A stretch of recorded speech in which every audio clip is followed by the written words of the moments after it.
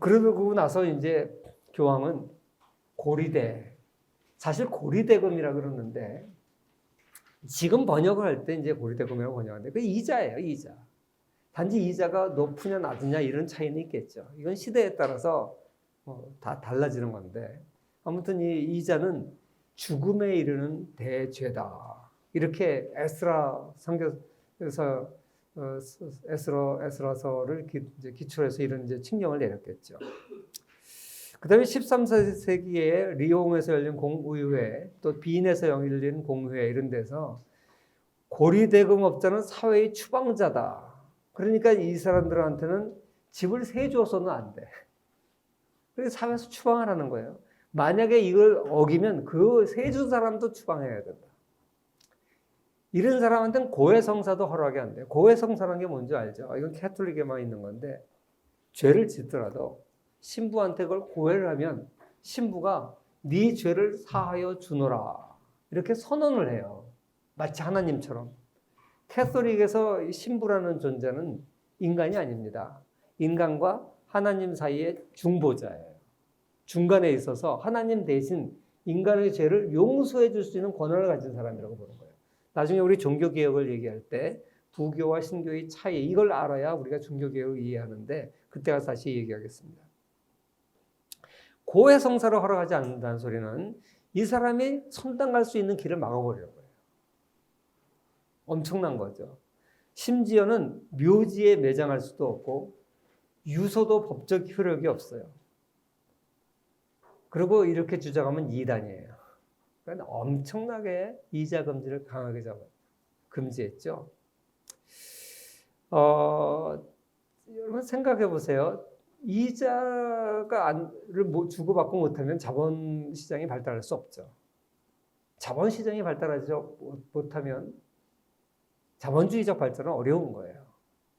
중세는 이런 사회에서는 자본주의가 발달할 수 있는 싹이 잘라버리는 거죠. 왜 이렇게 이자에 대해서 민감했을까 생각을 해보면 사실 중세에 무슨 축적된 자본이 있겠어요? 지금 전 세계적으로 이자율이 싼 이유는 뭐예요? 축적된 자본이 많으니까 돈 빌려 쓰기 쉬운 거지. 중세는 축적된 자본이 없어요. 그러니까 어떻게 되겠어요? 나한테도 귀한 식량인데 나도 비상을 위해서 모아놓은 건데 이걸 어떻게 남한테 빌려줘? 그러니까 빌려줄 때는 이자가 셀 수밖에 없어요. 빌려간 사람이 또 대부분 안 갚아.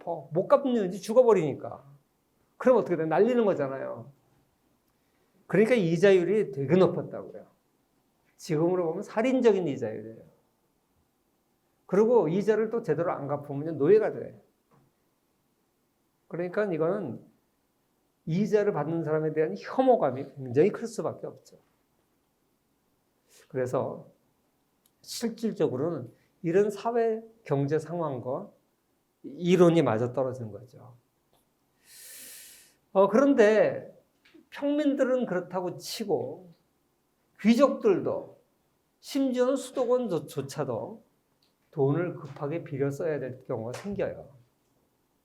수도원을 건축한다든지 헌금 가지고 해야 되겠지만 헌금 가지고 부족할 수도 있잖아요. 특히 귀족들은 전쟁하는데 돈을 빌려 써야 돼요.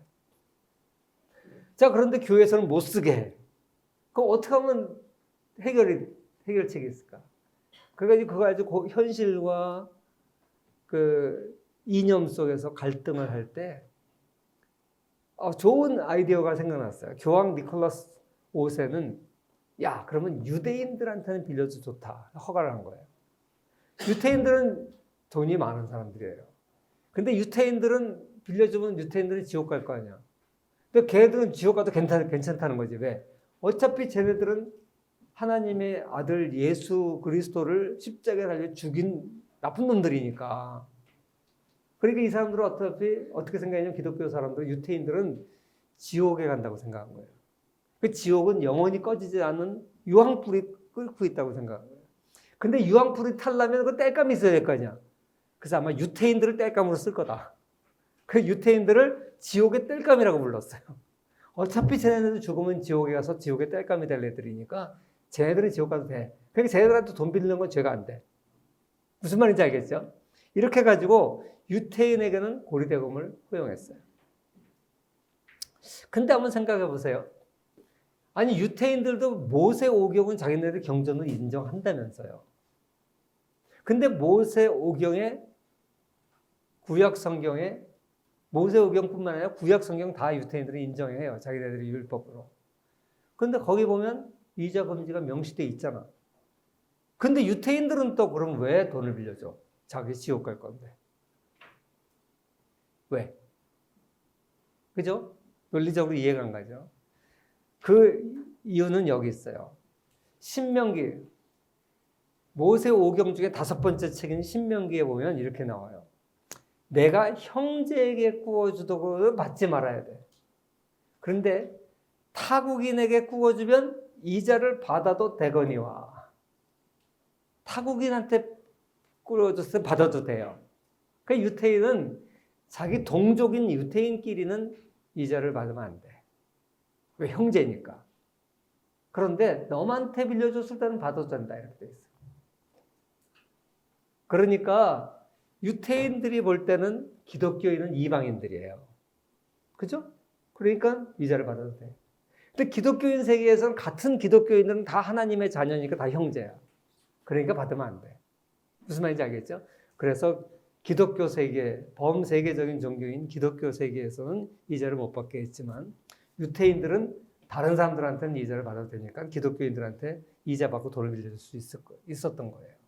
이래서 중세에는 이 사채 시장은 유태인들의 독차지가 됩니다.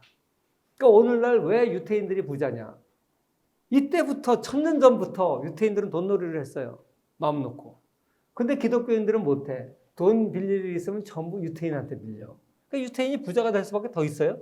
오늘날 금융산업을 전부 유태인들이 장악하고 있는데. 사실 그래서 이 자본주의 초기부터 자본주의가 발달하기 전부터 유태인들이 이렇게 부자가 될 수밖에 없는 상황이 있었습니다.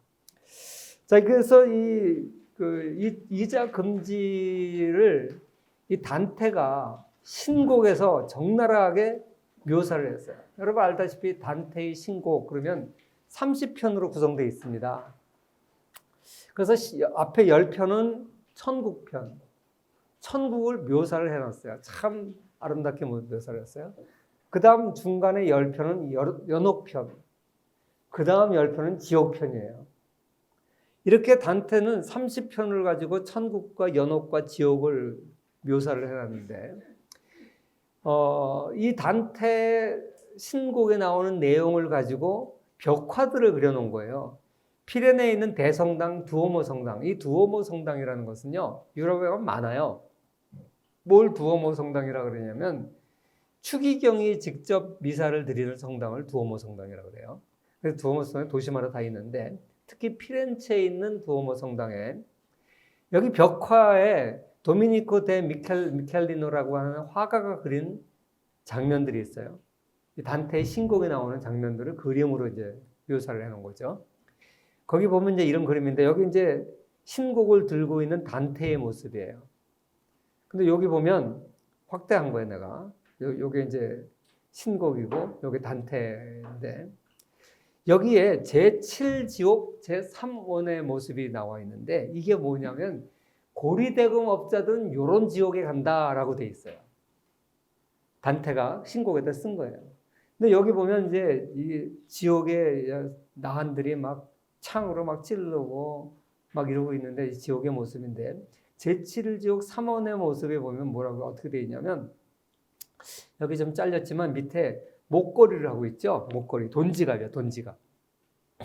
그런데 이 사람들이 막 피를 철철철 흘리면서 괴로워하고 있죠. 이게 뭐냐면 위에서 비가 내리는데 비가 물이 아니라 불똥이 떨어지는 거예요.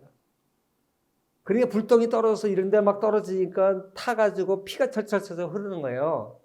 그런데 피할 데가 없어. 우리가 비 오면 피할 데가 없듯이 바깥에서. 그러니까 불똥 비가 막 내리는 데서 빨개벗고 막 피를 철철 흘리면서 괴로워하는 모습. 이게 지상에서 고리대금을 한 사람들이 가서 영원히 형벌을 받는 지옥의 모습이에요. 야, 겁나죠? 이렇게 묘사를 하니까. 그러니까 무슨 수로 사람들이 이자를 받겠어요. 그래서 내가 얼만큼 이 중세는 이자를 받는 행위를 저주스러운 행위로 갔는지를 단적으로 이제 알 수가 있는데, 내가 영화를 보다가 비슷한 영화를 하나 봤어요. 여러분 혹시 이런 영화 봤어요? 천국보다 아름다운 이런 제목의 영화를 본 적 있어요? 이거는 캐톨릭 신자가 아마 만든 것 같아요. 이거 어떤 스토리냐면 어느 의사 부부가 있는데 엄마가 바빠가지고 애를 못 데려다요. 미국에는 대중교통이 발달이 안 돼서 아침의 모습은 주로 두 가지예요. 엄마들이 다 애를 학교에 데려다줘. 그러지 못하는 가난한 집이나 또 이렇게 그런 집은 학교 스쿨버스를 다 운영해요. 노란 이제 스쿨버스. 근데 이 스쿨버스라는 게 계속 마을을 돌아다가기 때문에 오래 걸려요. 근데 아침에 이제 1시간씩 막 30분씩 버스 타면 힘드니까 많은 엄마들이 이제 차로 데려다 주죠. 어릴수록. 근데 이제 엄마가 이제 데려다 줘야 되는데 바빠서 못 데려줘서 집에 있는 아줌마한테 이제 데려다 주라고 그랬어요. 근데 가다가 사고가 나서 아이가 죽었어요. 그러니까 이 엄마가 얼마나 상심해요. 자기 잘못 때문에 애가 죽었다. 그래서 우울증에 걸려요. 그래서 이제 우울증에 걸리니까 의사인 남편이 계속 이제 아내를 이렇게 비유를 맞춰주는데 어느 날 아내 생일날이 됐어요. 그래서 이 의사가 병원을 빨리 마치고 아내를 기쁘게 해주려고 생일 이제 식사 레스토랑 예약을 해놓고, 그런데 이제 그 일이 늦게 끝나가지고 급하게 레스토랑에 가다가 또 사고 나서 또 죽어요. 그러니까 이제 사랑하는 아들과 딸이 죽고 자기를 돌보기 위해서 남편이 또 죽으니까 이 여자가 그 고통, 괴로움 때문에 자살을 해요. 근데 이제 기독교에서는 자살하면 지옥 같다고 돼 있어요. 근데 이제 천국에서 이 아버지가 죽어가지고 천국에서 이제 아들, 딸을 만났어요. 그래서 근데 그 천국의 모습이 이렇게 그려 있어요. 굉장히 아름다운 모습으로 사람들이 다 샥샥 날아다녀. 이 천국에선 강아지도 나와. 집에서 키우던 강아지도 거의 천국에 이렇게 있어. 그래서 막 행복하게 자식들을 만나서 즐겁게 사는데 어느 날 자기 아내가 자살을 해서 지옥 갔다는 소식을 들은 거예요. 근데 여기 영화에는 지옥이 아니라 연옥에 갔어요. 연옥에. 뭐 그렇게 악한 사람은 아니니까 중간 단계가 연옥이라는 데가 있어요. 그 연옥은 어떤 데냐면 천당 가기도 어렵고 지옥 가기는 애매한 사람은 연옥에 대기를 하고 있어요. 그랬다가 후손들이 기도를 많이 해주고 헌금을 많이 해주면 거기서 천당으로 간다는 거예요. 근데 후손들이 그런 걸 안 해주면 지옥으로 가. 그래서 이 면죄부라고 하는 사상이 연옥 사상 때문에 가능한 거예요. 그런데 면죄부를 반대해서 루터의 종교개혁이 일어났잖아요. 근데 루터는 연옥 같은 건 없다. 그래서 기독교는 연옥을 안 믿어요. 그러니까 죽으면 바로 천국 가든지 지옥 가든지 둘 중에 하나예요. 근데 단테는 신곡에서는 그때는 캐톨릭 시대니까 연옥도 이제 있는 거죠. 근데 이 영화에서는 연옥에 이제 간 걸로 나와요. 그런데 이 남편이 얼마나 이 아내를 사랑했는지 연옥에 가서 자기가 아내를 구해오겠다. 왜? 기도를 해주고 헌금을 해주고 자식이 없잖아, 지금. 그러니까 아내를 구할 사람 나밖에 없다. 그런데 이 천국과 연옥과 지옥은 완전 구별이 돼 있어. 한 번 연옥이나 천국에 가면 다시 천국으로 올 수가 없어요. 그 당신 거기 가면 못 돌아온다. 그럼에도 불구하고 남편은 어떻게 해서라든지 할 방법을 찾아보겠다. 그러고 이제 연옥을 가요. 그래서 연옥 가는 장면을 내가 이게 사진을 안 갖고 왔네. 그래서 그 연옥에 가보니까 이게 연옥의 모습으로 그려요. 사람들이 전부 목만 내놓고 진흙창 같은 데 빠져가지고 애타게 자기를 구해줄 사람을 기다리고 있는 거예요. 그런데 이 주인공의 아버지가 이 사람들 머리 사이를 밟으면서 이렇게 아내를 찾으러 다니는 거예요. 근데 여기서 이제 여러 가지 사람들이 막 외쳐요. 자기 아들이 온 줄 알고, 나 여기 있어, 아무개야, 막 부르는 아버지도 있고. 어떤 사람은, 야, 내 귀 밟지 마, 귀 밟지 마. 그러면서 막 비명이 터져나와요. 아파, 귀 밟지 마.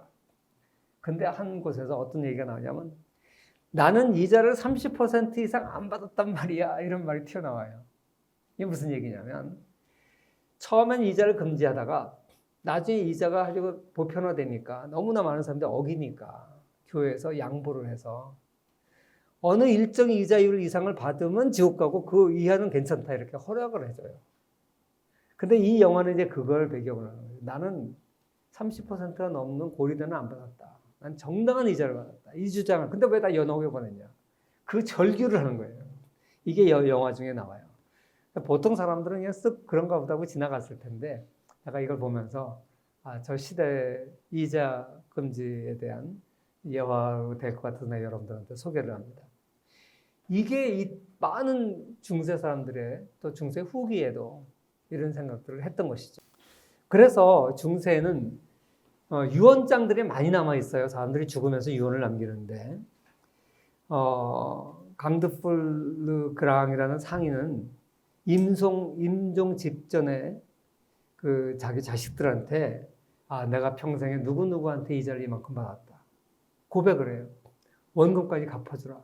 살아있을 때는 야, 뭐 지옥 가는 게 어딨냐 뭐 그러면서 신앙이 별로 없는 사람이지. 그러니까 금기시하는 상인 노릇을 했겠죠. 막상 죽을 때가 되니까 캥기는 거야. 야, 이거 진짜 지옥이 있으면 어떡하지? 야, 내가 진짜 지옥 가면 어떡하지? 그러니까 이제 안 되겠다. 어차피 뭐 재물도 가져갈 것도 아니니까 자식들한테 야, 갚아주라. 그리고 어떤 사람들은 자기처럼 상인이 되지 마라. 그런 유언을 하기도 하고 어떤 사람은 그걸 보상하기 위해서